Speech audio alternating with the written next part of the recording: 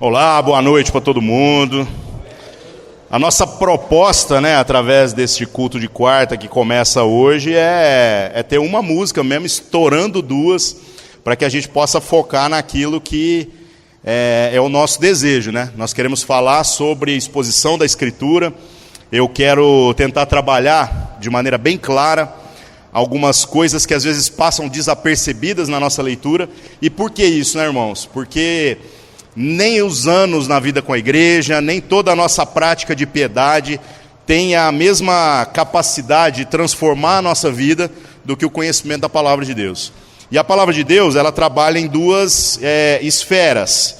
É aquilo que nós podemos estudar, aquilo que nós podemos dedicar a nossa vida em conhecer, mas talvez a mais importante seja, a partir daquilo que nós estudamos, daquilo que nós conhecemos, onde o Espírito Santo trabalha na nossa vida trazendo revelação. Agora, não venham pressupor que vocês serão usados por Deus nas coisas que vocês não sabem. Isso não faz sentido. Como é que Deus vai cobrar um posicionamento? Como é que Deus vai te usar poderosamente naquilo que você não alcançou entendimento? Por isso que a gente fala tanto sobre entendimento. O desafio é de que as coisas da palavra de Deus entrem na nossa vida, tomem então lugar e a gente possa, amadurecendo, conseguir viver segundo tudo aquilo que é o desejo de Deus. Então eu espero que vocês tenham trazido Bíblia, se não trouxeram, na próxima semana tragam. Aí a galera sempre tem Bíblia no celular, mas eu gostaria de recomendar que nas próximas semanas também, quem for participar sempre, traga a Bíblia de papel, A gente às vezes perde o hábito de manusear a Bíblia de papel, e é bem interessante, Eu tenho muitas Bíblias lá em casa, e as Bíblias possuem diversas versões, diversas traduções, E todas elas tentam cumprir um propósito. Existem Bíblias que foram traduzidas tentando ser fiéis às formas que estão nos originais, e existem Bíblias que estão mais preocupadas com a transmissão da ideia, com o conteúdo, do que propriamente com a forma. Então vocês vão ver, à medida que a gente for lendo o texto, diferentes versões. Você vai ver o que eu estou lendo aqui. Eu estou usando talvez a versão mais tradicional que a gente tem na língua portuguesa, que é a João Ferreira de Almeida, revista e corrigida. Ela deve ser dos anos 60. E aí você fala assim: Ari, por que você usa essa versão? E a resposta é, porque quando eu me converti, que não foi nos anos 60, foi nos anos 90, essa era a Bíblia que eu lia. E por conta disso, é incrível como mesmo lendo versões mais novas, eu penso no texto bíblico com base naquilo que foram as minhas primeiras leituras.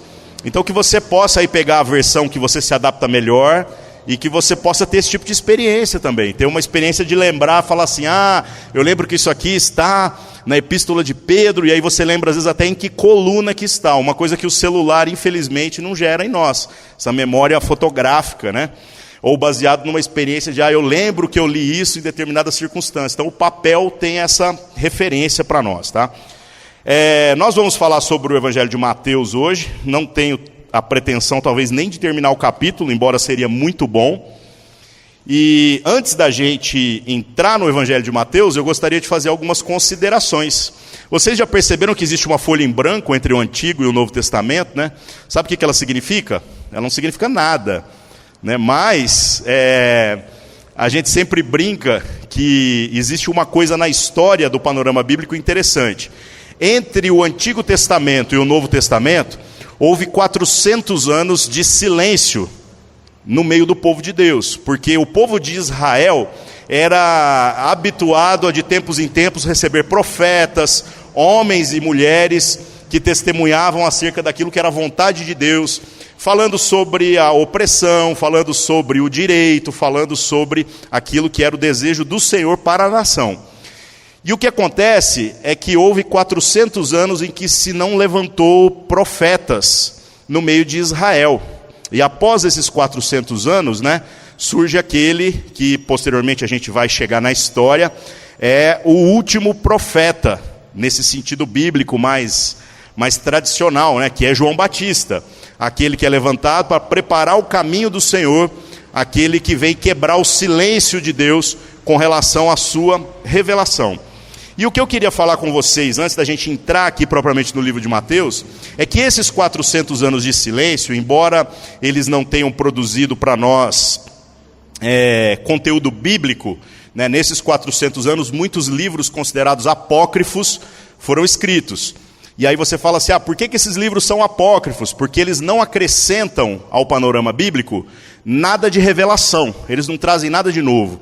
Eles falam muito mais sobre as lutas do povo de Israel, por conta da opressão política que eles sofreram, do que propriamente acerca do caminho de Deus. Então, exatamente por isso, esses livros não compõem o cânon da Escritura, os 66 livros que a gente tem. Mas, embora nós não vamos, obviamente, ler nenhum dos apócrifos aqui, o nosso foco é a Escritura, é aquilo que é a palavra inspirada, revelada, aquilo que é a Bíblia para nós, né? Eu gostaria de dar uma pincelada em alguns acontecimentos desses 400 anos, para que vocês possam entender o panorama em que o livro de Mateus começa. Por que isso é importante? Porque o livro de Mateus não foi escrito para você. Ele não é uma carta aos uberlandenses, ele não é uma carta ao século 21. O livro de Mateus, ele é o testemunho de um dos discípulos de Jesus acerca daquilo que foram as palavras de Cristo para os judeus novos convertidos contemporâneos a ele. Então, ele fala de um jeito que uma pessoa contemporânea a ele, que tenha nascido ali na região de Israel, entenderia perfeitamente. Ele cita algumas coisas que são naturais para um cidadão daquela época. Nós vamos enfrentar sempre dificuldades, porque se já não basta essas nuances culturais, a gente também tem o desafio das traduções, porque existem coisas que verdadeiramente não dá para traduzir, principalmente as expressões idiomáticas, né? Coisas que você pode traduzir do melhor jeito possível, ainda assim não vai ficar bem traduzido. Tem uma expressão, gostaria até de citar, e que nós vamos ler depois mais para frente, né? A história de um cara que encontra com Jesus, e Jesus diz assim, olha, deixa tudo que você tem e me segue, vem ser meu discípulo. E esse cara vira para Jesus e fala assim, Senhor, me deixa primeiro enterrar o meu pai. E aí Jesus dá uma resposta muito dura para ele. Jesus vira e fala assim, deixa os mortos enterrarem os seus mortos. Aí você fala assim, isso é o que está traduzido na minha Bíblia, né? Mas o que isso significa? Já parou para pensar? Essa expressão, me deixa enterrar o meu pai primeiro, ela é uma expressão que precisa de uma explicação. Não dá para você pegar um negócio e por mais que você traduza ali com fidelidade ao que está dito no original, você não vai entender o sentido, né? O que significa essa expressão? Não quer dizer que o pai dele já estava morto dentro do caixão, só esperando o velório sair para ele poder enterrar o pai dele e depois seguir Jesus. Não. O que significa é que ele tem a palavra empenhada com o pai dele com relação aos negócios da família. Então, me deixa primeiro enterrar o meu pai, significa assim, Senhor, eu não posso parar o que eu estou fazendo. Quando meu pai morrer, então eu posso ser seu discípulo. E aí você agora vai compreender de maneira diferente a resposta de Jesus. Ele diz então, deixa os mortos enterrarem os seus mortos. Ele não está falando mal do pai, mas ele está dizendo assim, tudo aquilo que são essas riquezas, que as pessoas dizem que são importantes, isso não são coisas que dizem respeito à vida. Eu estou te chamando para a vida, eu estou te chamando para um caminho diferente. E por isso que eu gostaria de pincelar o contexto que a gente tem do Antigo para o Novo Testamento, para a gente entrar aqui no Evangelho de Mateus, mais consciente daquilo tudo que Deus está falando com a gente, tá? Só um detalhe, viu, gente, que eu não falei aqui do começo, se alguém tiver alguma pergunta, levanta a mão e pode falar, tá? A ideia é que tenha alguma interação, só que se vocês não interromperem, eu vou tocar o barco aqui, tá? Eu tenho bala na agulha para falar umas 3 horas sem parar. Eu estava fazendo as contas do tanto que acho que eu pego para falar assim por semana, velho, eu devo falar umas 5 a 6 horas sem ninguém me interromper, né? Coisa de doido. Aí o pessoal fala que as mulheres é que falam muito, né? Coitada das mulheres, né? Então, se você tiver alguma dúvida, interrompa, grita aí. A gente pretende que isso aqui seja uma conversa, tá? Bom, então vamos lá, falando sobre este panorama do Antigo para o Novo Testamento. Nós temos na Escritura o que a gente chama de 400 anos de silêncio profético, que, como eu disse, não se levantou um profeta que trouxe uma revelação. O último que tem é o Malaquias lá, que você tem, o último livro da sua Escritura, e que geralmente o pessoal usa para falar só de dízimo, né? Um dia a gente vai chegar nesse livro, e aí nós vamos poder falar sobre tudo aquilo que Deus está dizendo, das quais talvez o dinheiro ali seja uma das menos relevantes, né? Embora tenha a sua relevância. Agora, nesses 400 anos de silêncio profético, o que acontece é que a nação de Israel, ela deixou de ser livre e ela passou a ser submetida ao domínio do Império Persa. Vocês lembram do filme lá, dos 300, né, que tem lá o Xerxes, aquela parada toda? Então, aquilo lá não é lenda. Só que diferente daquilo que o filme conta, que a história conta para nós, os persas não eram um povo tão dominador na perspectiva de que eles queriam chegar e matar a cultura do outro povo. Os caras eram muito espertos. Eles negociavam com os líderes, eles negociavam com aqueles que eram os príncipes dos povos, eles dominavam a nação, mas permitiam que houvesse um culto livre, porque eles sabiam que bater de frente com a religião ia dar dor de cabeça. Olha que coisa diferente, né? Um povo que não chega tirando a religião do outro. E o que eles acabaram fazendo foi corrompendo os sacerdotes em Israel. Eles então chegaram nos sacerdotes e falaram o seguinte: a proposta é, ou vocês se curvam diante do nosso poderio político, e vocês então agora vão governar a nação aí localmente, mas debaixo do nosso controle, da nossa autoridade, ou então a gente mata todo mundo. E aí os caras não foram fiéis àquilo que eram as promessas de Deus e tudo mais, acabaram, muitos deles, né, se submetendo. De acordo com um historiador que é contemporâneo de Jesus, olha que coisa louca, né? Inclusive ele não é cristão e ele fala sobre a existência de Jesus. Então, quando se fala de Jesus, viu, irmãos, as pessoas podem questionar a ressurreição, podem questionar a questão dele ser o Filho de Deus, mas a existência de Jesus como pessoa histórica, isso é uma coisa que já não há questionamento nenhum. Esse historiador chamado Flávio Joséfo fala que aconteceu uma treta ali nesse período dos 400 anos, muito complicado. Um dos sumos sacerdotes, que eram descendentes de Joiada, então agora eu vou começar a chegar nas feridas aqui. Sabe aquelas genealogias todas que a gente pula quando a gente vai ler o texto bíblico? Elas possuem uma importância. Elas estão justificando alguma coisa. E aqui no caso, a gente vai ver que havia então um sumo sacerdote, o sacerdote principal de Israel, nesses 400 anos lá, que era descendente do Joiada. E quem que era o Joiada? O Joiada é um cara que lá em Neemias capítulo 12, fala que ele matou o seu irmão dentro do templo. Então é um cara que deu muito errado. Aí um cara que é descendente desse que deu errado, né? O que ele fez? Ele casou-se com a filha do governador de Samaria. E aí eu gostaria de pintar um pouquinho da geografia do negócio, porque à medida que a gente vai lendo o Evangelho, a gente precisa entender do que nós estamos falando. Israel era toda a nação com as suas 12 tribos. Isso quando você lê o Antigo Testamento, você vai pegando a história. Só que as 12 tribos, à medida que eles foram escravizados, depois foram libertos, a cultura deles se misturou tanto, que no final, a única tribo que permaneceu fiel a lei do Senhor, a todos os mandamentos de Deus, foi a tribo de Judá. E é por isso que a gente fala que aqueles que são os herdeiros da promessa de Deus são os judeus. Aí você fala assim, e os samaritanos? Os samaritanos são povos que também estão dentro de Israel, mas que são parte de uma mistura de tribos que restaram, junto com estrangeiros que acabaram migrando para lá. E a separação dentro da nação de Israel se tornou uma coisa tão problemática que o judeu, né, dizia, e Jesus depois confirma isso, que não é lícito que um judeu sequer converse com um samaritano, mesmo ambos estando dentro da mesma nação e sendo supostamente herdeiros da mesma promessa. Olha que complicação. Diz aqui então o Flávio Joséfo que um desses sumos sacerdotes, descendente do cara lá que tem esse problema no seu currículo, né? Ele fez uma negociata se casando com a filha de um governador samaritano. E ele colocou então uma filial do templo de Deus, que não é aquele do Edir Macedo lá em São Paulo, no Brás, mas era tipo aquele, na mesma medida, só que o original, colocou ele, uma filial desse templo, bem menor, em Samaria. E por que isso é importante? Vocês lembram lá em outra ocasião, no panorama bíblico, quando uma mulher samaritana vira para Jesus e fala assim, onde é que nós devemos adorar a Deus? É em Jerusalém ou é aqui no Monte Gerizim? ela está falando exatamente por conta desta confusão política que foi provocada antes de Cristo vir.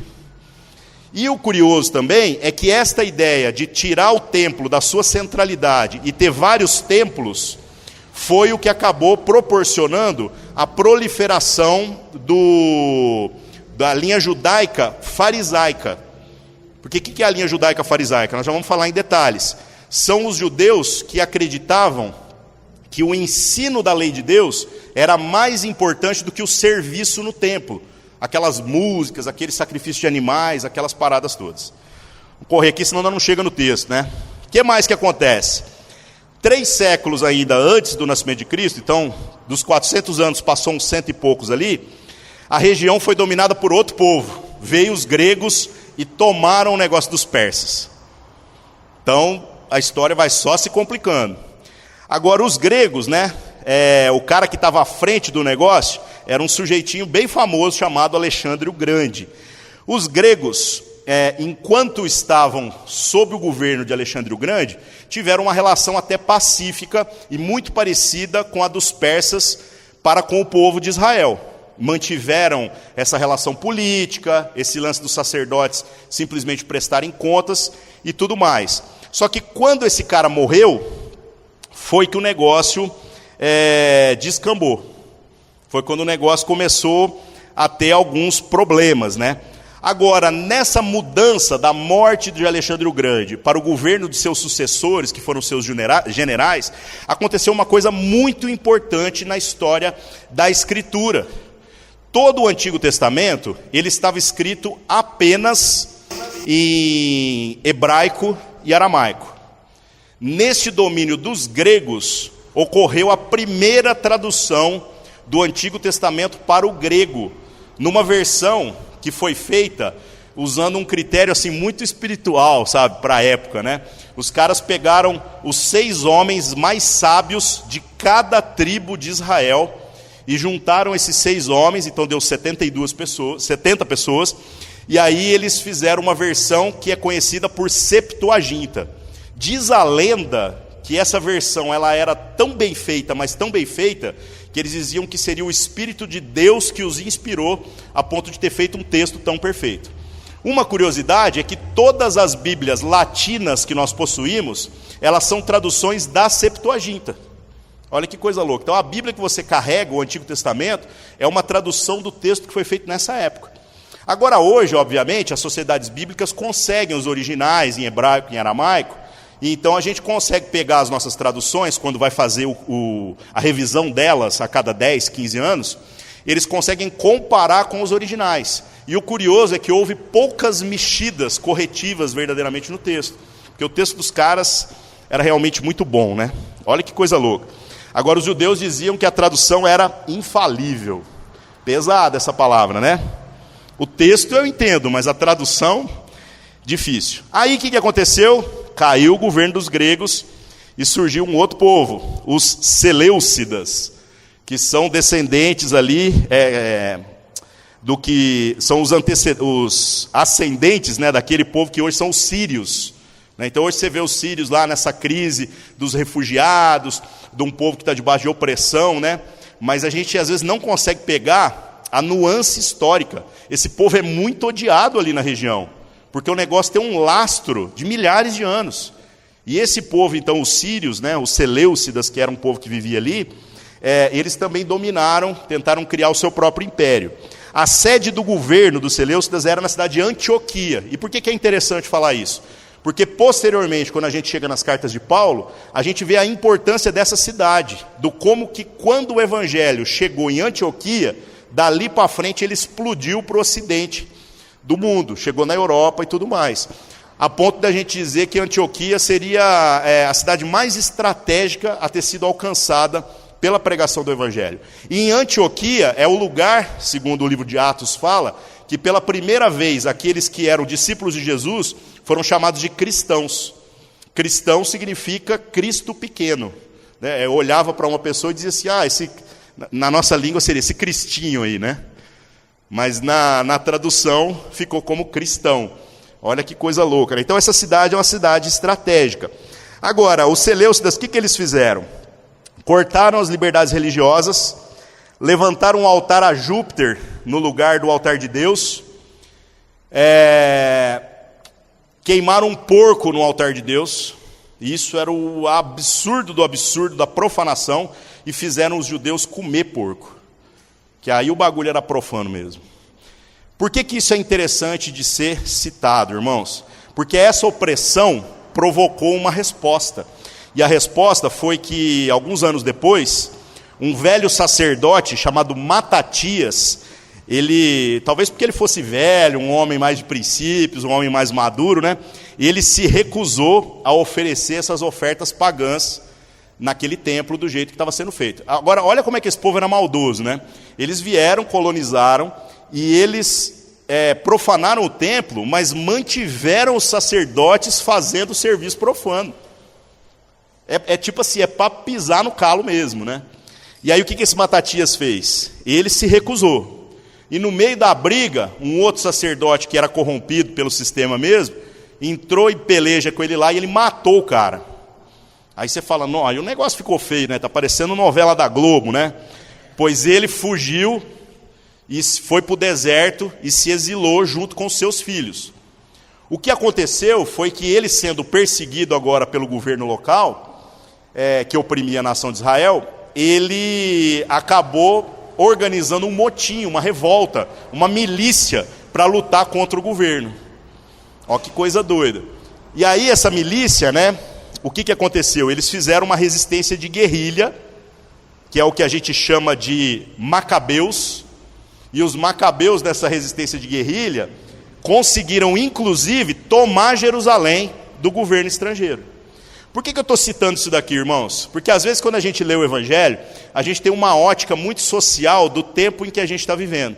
Você olha e fala assim, rapaz, será que por conta da injustiça, de tudo aquilo que a gente está vendo, que está sendo feito diferente do que a palavra de Deus diz, será que a gente não precisava, sei lá, levantar, pegar as armas e fazer uma revolta para restaurar aquilo que é a vontade de Deus, né? Pois esses caras aqui tentaram. E o que aconteceu no final da história é que os romanos, aí apareceu já esse outro império, que era um império que estava em ascensão, chegou e massacrou os caras, mas massacrou mesmo, numa briga, matou todo mundo. Olha que coisa louca. E por que eu estou dizendo que essa parada dos macabeus aqui é interessante? Porque dos macabeus surgiram outros grupos revolucionários na ideia, que militavam essa revolta e tudo mais, que você depois vai ver em todo o Novo Testamento, que são os zelotes. O que são os zelotes? Era um grupo que acreditava que para fazer a vontade de Deus, eles precisavam libertar a nação de Israel da opressão estrangeira. E, inclusive, existe discípulo de Jesus que é zelote. Então, muitas pessoas, naquele contexto, pressupunham que Jesus, quando aparece como Cristo, ele vai vir para derrubar o governo de Herodes, o governo de César, e instaurar o seu próprio trono, fazendo com que Israel domine sobre todas as nações. E é curioso como que Cristo, ao invés dele pegar só gente de estirpe religiosa mais aprumada, né, gente que é mais espiritual, não, ele pega um cobrador de impostos, ele pega gente de fama duvidosa, e ele pega também um desses revoltados, para mostrar para o cara que a revolução do reino de Deus, ela vai além dessas nuances políticas. Ela aborda outra perspectiva, a perspectiva da transformação do homem, de como o Evangelho muda o nosso coração, e isso naturalmente vai mudar a nossa prática e os lugares onde a gente está, né? Bom, os romanos dominaram tudo, e a estratégia deles era muito parecida com a dos gregos e a dos persas. Eles mantiveram então uma relação com os sacerdotes, e é neste panorama que a gente entra no Novo Testamento. Quando a gente fala da dominação romana, entendam que os sacerdotes, eles zelam pela lei de Deus, mas eles estão comprados pela influência romana. Então é por isso que um sacerdote, um fariseu, um saduceu, qualquer um desses que eu já vou explicar quem são aqui, qualquer um desses, quando vai se relacionar com Jesus, ele tem um discurso muito bagunçado, um discurso muito frágil, porque ele não é fiel às coisas de Deus. Se ele fosse fiel à lei de Deus, o discurso dele se alinharia com o discurso de Jesus.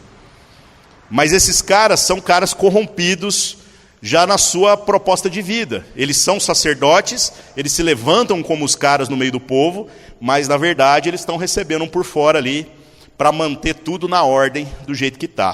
Complicado, né? E aí a gente tem no Novo Testamento alguns grupos que se manifestam de maneira mais expressiva. O primeiro que eu queria citar são os fariseus. Quem são os fariseus, né? A palavra fariseu significa separado ou separatista. Vem de uma linha rabínica, porque o judaísmo funcionava através do ensino de mestres. Rabi significa mestre, rabino, mesma coisa, né? Onde um rabino ensinava então a lei de Deus, e aí os seus discípulos carregavam aquele fardo, seguiam aquele fardo que era ensinado pelo rabino. E aí isso criava uma linha sucessória daquele ensino, uma escola. O que aconteceu? Aconteceu que os fariseus eram os melhores caras no que se refere ao zelo da lei de Deus. E é curioso você ler o Novo Testamento a partir dessa ótica, porque geralmente no nosso contexto atual, quando a gente fala fariseu, a gente está falando pejorativamente, né? Então vira e fala assim: ah, Fernando, você é um fariseu. Estou dizendo que você é um hipócrita, né? Mas no contexto original, fariseu é elogio. Ser chamado de fariseu quer dizer que você é da mais alta classe religiosa. Então olha que como isso muda a nossa leitura do Novo Testamento. Outro grupo que aparece e que é rival dos fariseus são os saduceus. Quem são os saduceus? Os saduceus, eles são uma linha rabínica que não acredita no ensino da lei. Porque o fariseu, lembra desse ponto de pregação que eles abriram lá em Samaria? O fariseu acreditava que servir a Deus era ensinar a sua lei da porta do templo para fora. Então eles iam lá no templo em Samaria, eles faziam pontos de pregação, lugares onde eles iam lá e ensinavam. E é muito curioso como a igreja se tornou exatamente algo parecido com os pontos de pregação, com o modelo de sinagogas estabelecidos pelos fariseus, hein? Então cuidado na hora de criticar os caras, porque nós não estamos fazendo diferente. E Jesus mesmo acabou por fazer a mesma coisa. Ele não pregava só no templo, ele criava pontos de pregação, igual os fariseus faziam.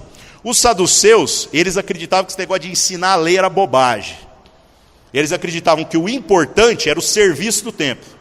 Então era da porta para dentro. Então eram os caras que faziam o louvor, que faziam a limpeza, que lavavam os banheiros, que faziam os sacrifícios, que faziam aquela parada toda. Só que os saduceus, eles se tornaram uma linha teologicamente muito complicada, porque eles são descendentes de algumas linhas rabínicas que passaram a negar coisas de natureza espiritual. Então os caras não acreditam em anjo, não acreditam em ressurreição, não acreditam numa pá de coisa.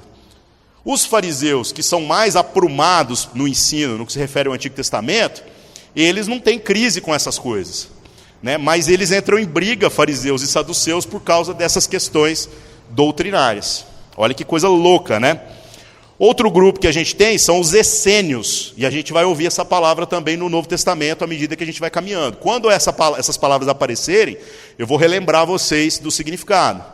Os essênios eram aqueles que partiram para uma vida monástica. Eles acreditavam que servir a Deus não era mais no templo, mas era você comprar um sítio no meio do nada, no meio do deserto, e ficar lá. Muito parecido com o que veio se tornar depois a vida monástica no catolicismo, né? O modelo dos monges e por aí vai. Então os essênios são dessa linha. E Jesus convive com todo esse povo, né? Temos também os escribas. Quem são os escribas? Os escribas são... Escriba praticamente é uma profissão, né? São aqueles que são especialistas em cópias da Escritura. Então, como eles eram os copistas mais respeitados, eles também eram considerados uma alta autoridade na interpretação dos textos. Então, toda vez que você vê Jesus batendo de frente com o escriba, entenda que ele está falando com o cara que, teoricamente, tem o diploma de entender do que está falando. Olha que coisa louca, né? E nós temos os herodianos, que são aqueles fariseus que acabaram não pegando nenhum desses grupos, mas esses são descaradamente vendidos ao governo de Roma. Então eles trabalham mais para Herodes do que propriamente para o Evangelho, para Cristo, para Deus, para a lei, para qualquer outra coisa. Chegando no livro agora, irmãos, o autor, né, do Evangelho de Mateus é Mateus, o publicano. O que é um publicano? Publicano é um cobrador de impostos. Mais para frente eu vou falar sobre isso detalhadamente. E ele também é chamado de Levi nos evangelhos de Marcos e de Lucas. A gente percebe que de fato faz sentido esse cara ser publicano, porque esse evangelho é o que mais cita números. Parece que o autor tem uma familiaridade ali com números, com dinheiro, com grandes quantias e também com estatísticas. Uma coisa que a gente não vê tão claramente nos outros evangelhos, né? E nós temos aí um indício de que ele foi escrito antes do ano 70 por uma razão muito simples.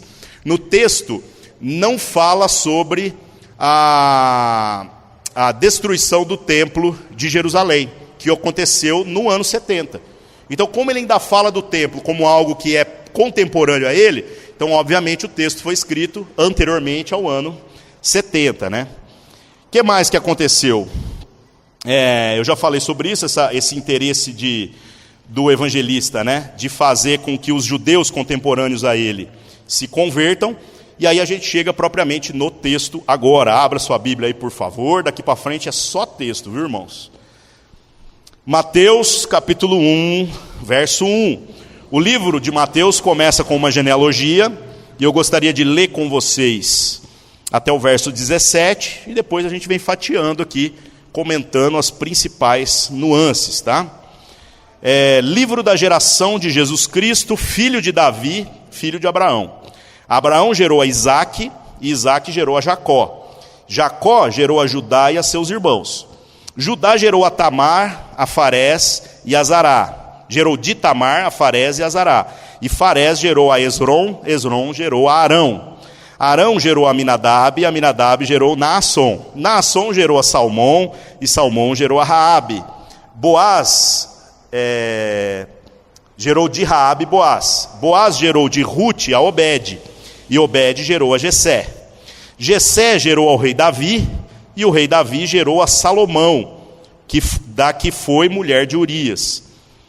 Salomão gerou a Roboão, e Roboão gerou a Abias. Abias gerou a Asa, e Asa gerou a Josafá. Josafá gerou a Jorão, Jorão gerou a Osias, Osias gerou a Joatão, e Joatão gerou a Acás. Acás gerou a Ezequias, Ezequias gerou a Manassés, Manassés gerou a Amon, Amon gerou a Josias, Josias gerou a Jeconias e a seus irmãos na deportação para a Babilônia. Depois da deportação para a Babilônia, Jeconias gerou a Salatiel, e Salatiel gerou a Zorobabel.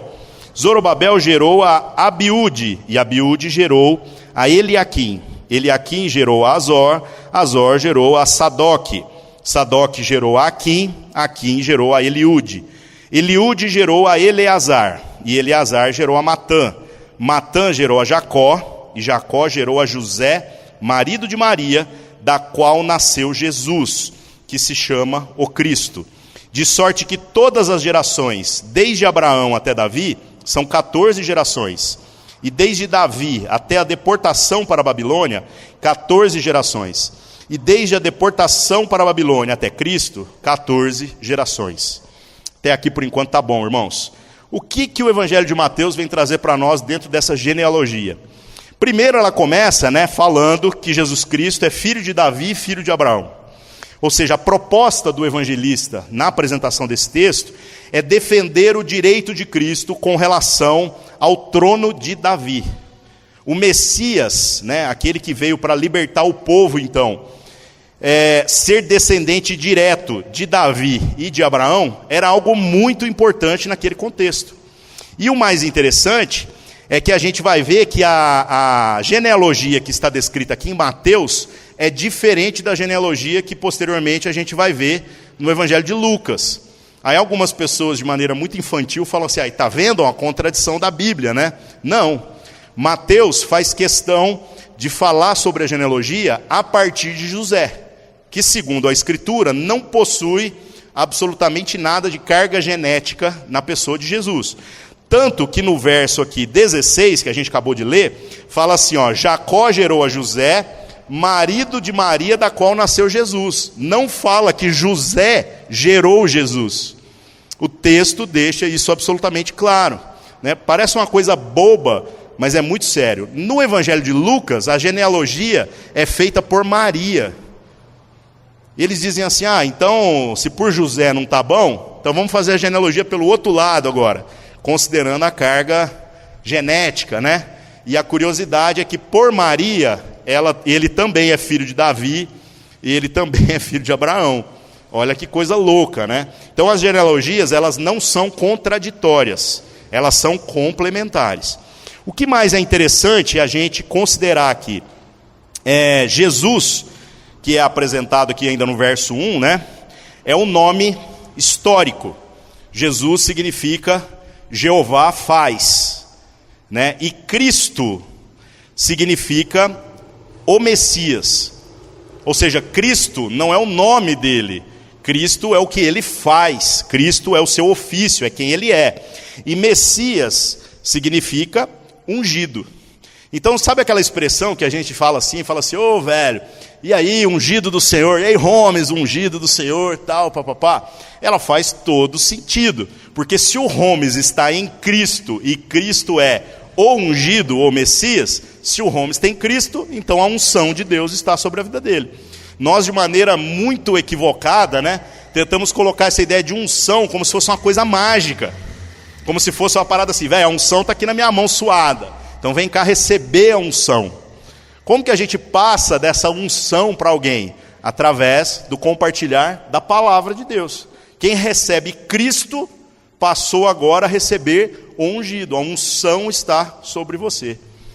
Então agora, quando você vê aquele texto que fala assim, não toque no ungido do Senhor, dito fora de contexto, obviamente, né? Porque no contexto ele é muito interessante. Não toque no ungido do Senhor. Você vai pegar e falar assim, mas peraí, eu estou em Cristo, você também está? Então não é para tocar nem em mim nem em você, né? Mas quem está tocando em nós, que eu estou tentando entender essa história aí? Então cuidado com esse papo de ungido, tá? Ungido é Cristo, a unção está sobre ele. E agora ser ungido é receber Cristo. Aí você fala, e as coisas que nós temos como figura, o óleo, babá. Tudo isso, meus irmãos, são apenas coisas simbólicas. Tanto que tem gente que às vezes entra em crise, né? Que fala assim, vamos orar, vamos, mas não tem óleo. Aí já teve ocasião que a gente falou assim, vamos orar com óleo de cozinha. E já teve ocasião que a gente falou assim, vamos orar com óleo de motor. E teve ocasião que a gente falou assim, vamos orar com cuspe. Porque honestamente, para quem entendeu, o óleo já não tem significado nenhum. Ele é apenas um símbolo, certo? E no Novo Testamento, mais para frente a gente vai detalhar esse negócio, o óleo era também remédio. Então ele era aplicado não apenas de maneira simbólica sobre os doentes, mas era como se ao falar assim, vai lá e unge os doentes, você estivesse dizendo assim, dá o remédio para ele, e aí faz a oração, impõe as mãos e todas as outras coisas. Vamos parar de usar óleo então? Não, irmãos, não precisa. O que a gente precisa é entender, tá? Óleo serve para quê? Para lubrificar todas as coisas, né? Agora, não vai lubrificar a sua relação com Deus, tá? O que vai melhorar a sua relação com Deus é ser ungido, ter o Cristo sobre a sua vida. Louco isso, né? Coisa boba, mas faz muita diferença. O fato de falar que Jesus é filho de Davi e filho de Abraão faz um link das promessas messiânicas todas que foram dadas a Davi e a Abraão. Então tudo aquilo que foi falado nos Salmos, em Provérbios, pelos profetas, tudo aquilo que foi agora prometido ao povo de Israel, vale a partir de Jesus. Essa é a argumentação do evangelista, né? Agora, o que eu queria chamar a atenção aqui na genealogia, que é a parte mais chata de ler, né? Esse fulano, gerou fulano, que gerou fulano. Gente, na época, mulheres não eram contadas. Olha que coisa louca. Tanto que vocês se lembram de que quando Cristo ressuscita, as primeiras testemunhas de que Cristo ressuscitou foram mulheres, 2 mulheres. Dizem os historiadores, com muita propriedade, né, que essa história tem tudo para ser verdade. Porque ninguém inventaria uma mentira onde a testemunha principal da ressurreição é uma mulher. Porque o testemunho de uma mulher não valia nada. Então, se alguém vai contar essa história, ela tem que ser muito verdade mesmo. E vocês veem como que a opinião da mulher era considerada, né? Que quando as duas mulheres chegaram onde os discípulos estavam lá trancados, morrendo de medo da perseguição dos judeus, e esmurraram a porta para abrir, Pedro pergunta quem é, abre a porta e as mulheres falam assim: nós vimos ele, nós vimos o Cristo, ele ressuscitou, né? E sabe o que Pedro faz? Nada, porque o testemunho de uma mulher em nada era a mesma coisa. Então por que situar isso é importante? Porque a genealogia quebra este padrão de uma maneira extraordinária. Na genealogia nunca eram contadas mulheres. Olha que coisa doida. E na genealogia de Jesus tem 4 mulheres que foram citadas. Quais são elas? 2 que são de origem gentílica, Ruth e Raabe. E Raabe era uma prostituta. Aí você fala assim: pera aí, velho, que negócio é esse? Vou falar um negócio para vocês, irmãos. Se tem alguma coisa de empoderamento, de blá blá blá, é o Evangelho. Porque não só considerar uma mulher, como colocar essas pessoas que eram moralmente inaceitáveis para a época, na genealogia de Jesus, é uma consideração muito especial pelo papel da mulher na história do Evangelho. Olha que coisa louca, né?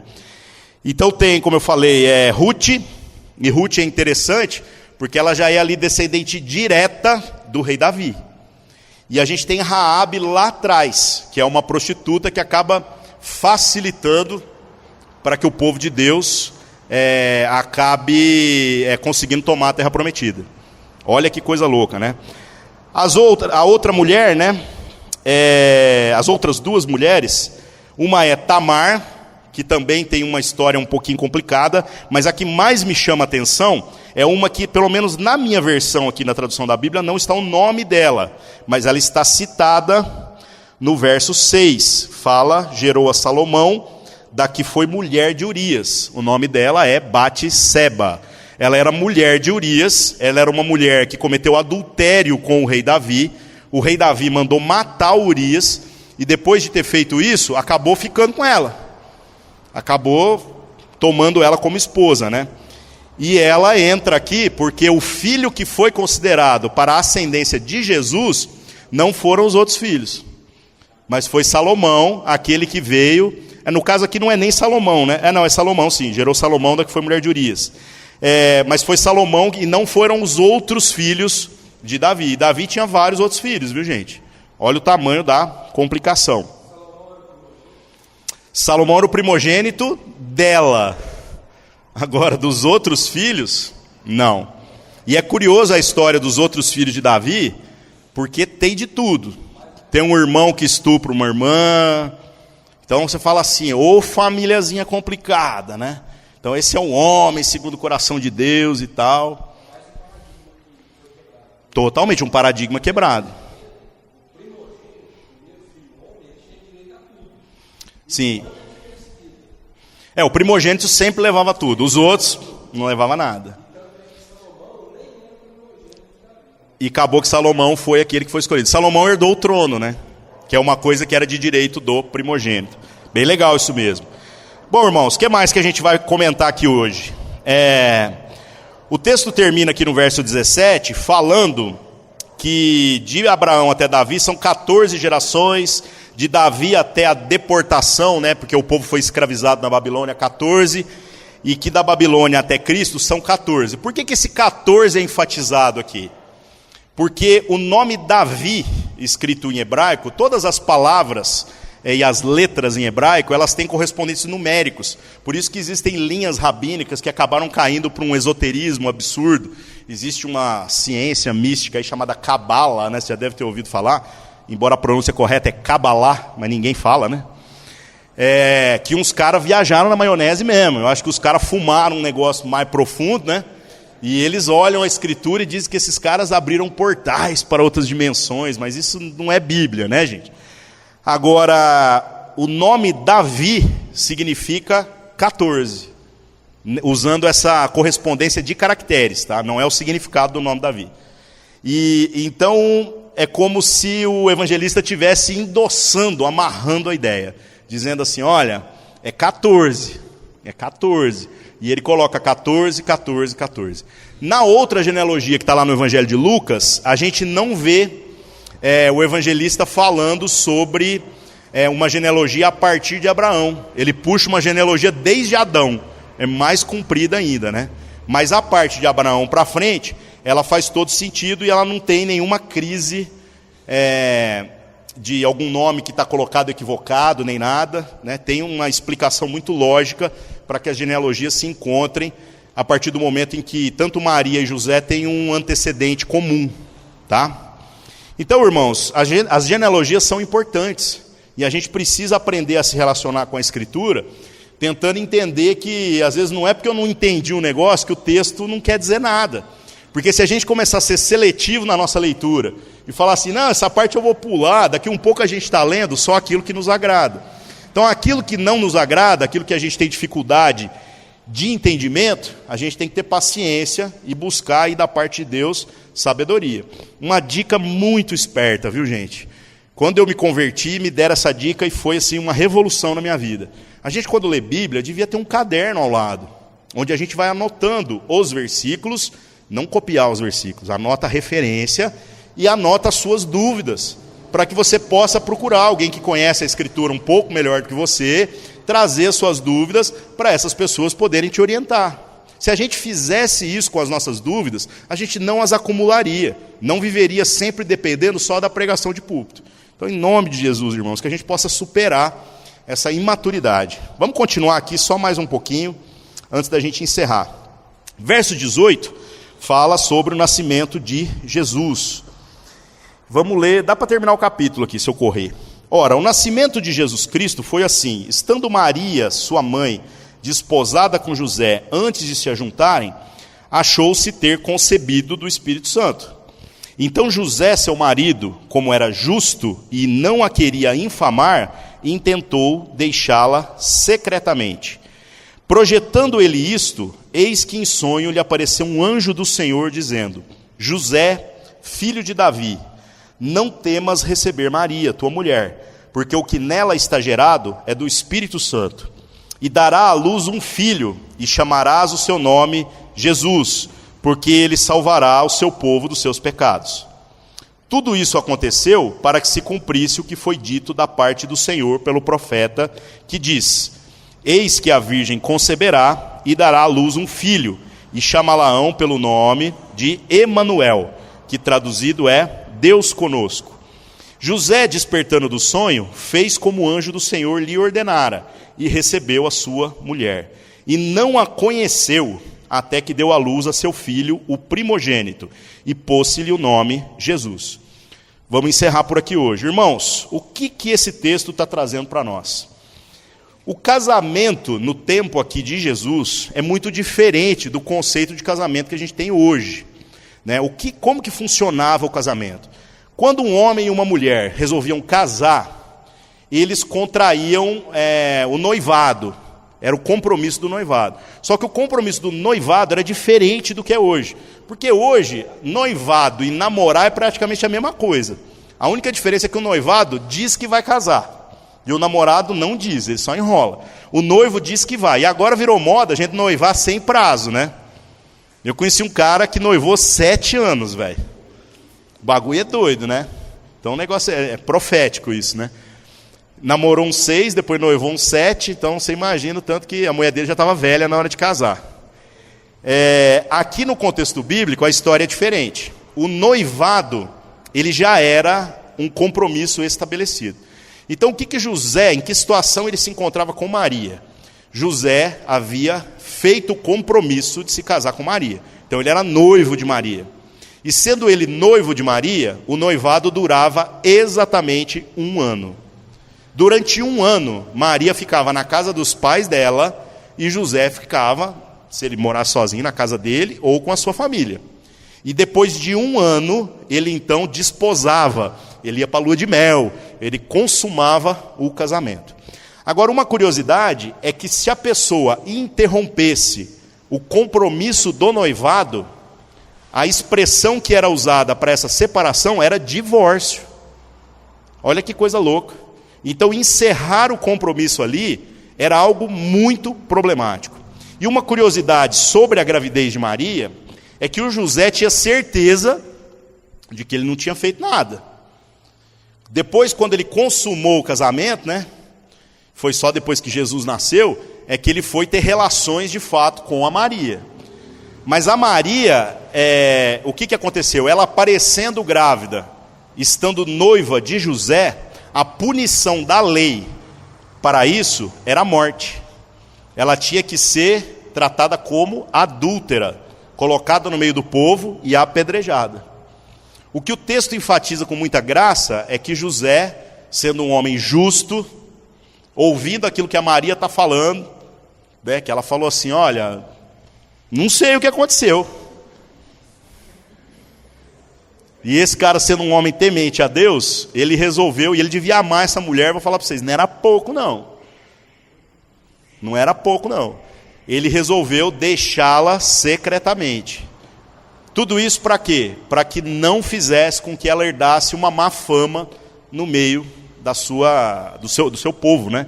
No meio do povo onde ela vivia. Olha que homem de Deus, né?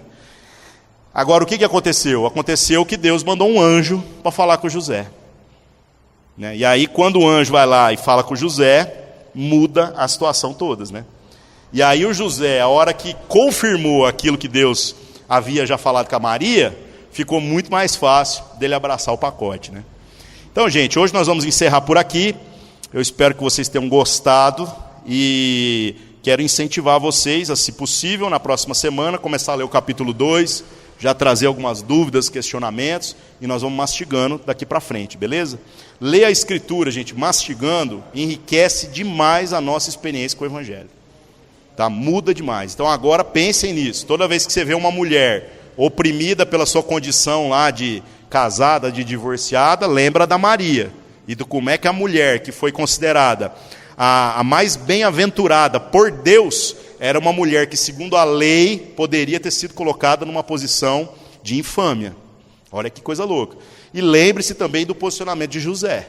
Mesmo ele tendo todo o direito, este homem era temente a Deus e ele era misericordioso. E Deus acabou honrando ele. Beleza? Vamos orar. Vamos agradecer a Deus. Senhor Deus, obrigado por estarmos reunidos na Tua presença, tentando aprender um pouco mais acerca da Tua palavra. Que o Teu Espírito possa fazer com que estas palavras tomem lugar no nosso coração e no nosso entendimento, trazendo a vida para cada um de nós, Pai. Eu quero orar também, Senhor Deus, agradecendo pela vida do Billy Graham, que faleceu hoje aos 99 anos, um homem que foi não apenas o maior evangelista da nossa geração, mas um homem que pregou um evangelho sem fazer curvas, um homem de testemunho irretocável, um homem que deixou um legado que realmente nos desafia a viver um pouco melhor como cristãos nos nossos dias. Obrigado pela vida desse nosso irmão, que hoje com certeza há festa no céu para recebê-lo, e que o Senhor possa usar a nossa vida, Pai. Mesmo nós sendo pessoas às vezes tão limitadas naquilo que é a nossa sabedoria, naquilo que são as nossas possibilidades, mas que o Senhor nos use, Pai, para que a gente possa também um dia ter alguém dizendo isso a nosso respeito, Pai. Em nome de Jesus, amém.